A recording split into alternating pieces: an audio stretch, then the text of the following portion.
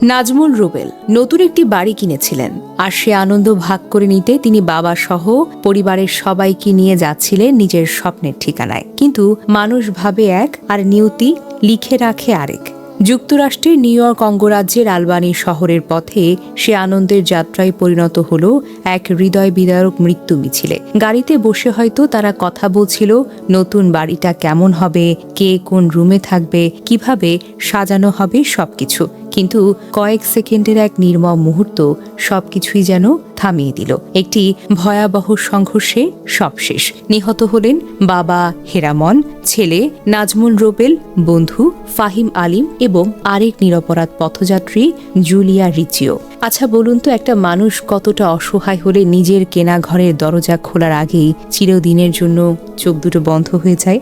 জানা যায় নাজমুল রুবেল সম্প্রতি নিউ ইয়র্কের আলবানি এলাকায় 11 বিল হিটস রোডে একটি বাড়ি কিনেছিলেন। সেই নতুন বাড়িটি পরিবারের সবাইকে দেখাতে গিয়ে যাচ্ছিলেন তিনি। দুটি গাড়িতে করে বাবা, মা, ভাই, বোন, ভাগ্নে এবং বন্ধু সহ সবাই রওনা হয়েছিলেন। রুবেল নিজেই তার 2009 মডেলের টয়োটা প্রিয়াস গাড়িটি চালাচ্ছিলেন। তার গাড়িতে ছিলেন বাবা হেরামন, বোন রত্না, ভাগ্নি ইকরা আর তার বন্ধু ফাহিম। অন্য গাড়িতে মা, ছোট ভাই, আরেক বোন। নিউ ইয়র্ক সময় সন্ধ্যা 7:27 দিকে স্টেট রুট 9H সড়কের ভ্যান ওয়ার্ক লেনের কাছে হঠাৎ নিয়ন্ত্রণ হারিয়ে রুবেলের গাড়িটি রাস্তার মাঝে লাইন অতিক্রম করে বিপরীত দিক থেকে আসা একটি 2025 মডেলের টয়োটা ক্রাউন গাড়ির সঙ্গে মুখোমুখি সংঘর্ষ হয়।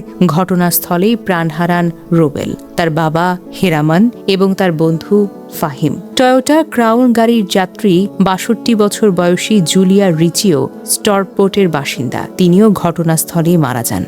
কুমিল্লার মুরাদনগর উপজেলার করইবাড়ি গ্রামের বাসিন্দা মোহাম্মদ হেরামন ও তার পরিবার 2018 সালে যুক্তরাষ্ট্রে যান। রুবেলের ছোট ফুফু রাজিয়া বেগম 1995 সাল থেকে সেখানে বসবাস করতেন। তিনি 2004 সালে ভাইয়ের পরিবারের ভিসার আবেদন করেন এবং 2018 সালে ভিসা অনুমোদিত হয়। পরিবারে 2 ভাই ও 2 বোন।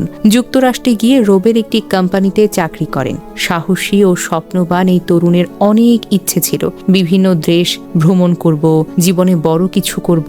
সেই স্বপ্ন থেকেই 2024 সালে আলবানিতে হলি বার্গার নামে একটি রেস্টুরেন্ট প্রতিষ্ঠা করেন তিনি। 2024 সালের জুনে বিয়ে করেন রুবেল। 2025 সালের ডিসেম্বরে পরিবার সহ বাংলাদেশে এসে ধুমধাম করে বিয়ের অনুষ্ঠান করেন। পরে আবার যুক্তরাষ্ট্রে ফিরে যান। তার স্ত্রী বাংলাদেশেই থেকে গিয়েছিলেন। দুর্ঘটনায় রুবেলের গাড়ির আরেক যাত্রী ফাতেমা আক্তার এবং তার 1 বছর বয়সী একটি শিশু গুরুতর আহত হয়ে আলবানি মেডিকেল সেন্টারে চিকিৎসাধীন। শিশুটিকে হেলিকপ্টারে করে নিয়ে যাওয়া হয়েছে। তার অবস্থা আশঙ্কাজনক। অন্য গাড়ির চালক চিকিৎসা নিয়ে ছাড়া পেয়েছেন।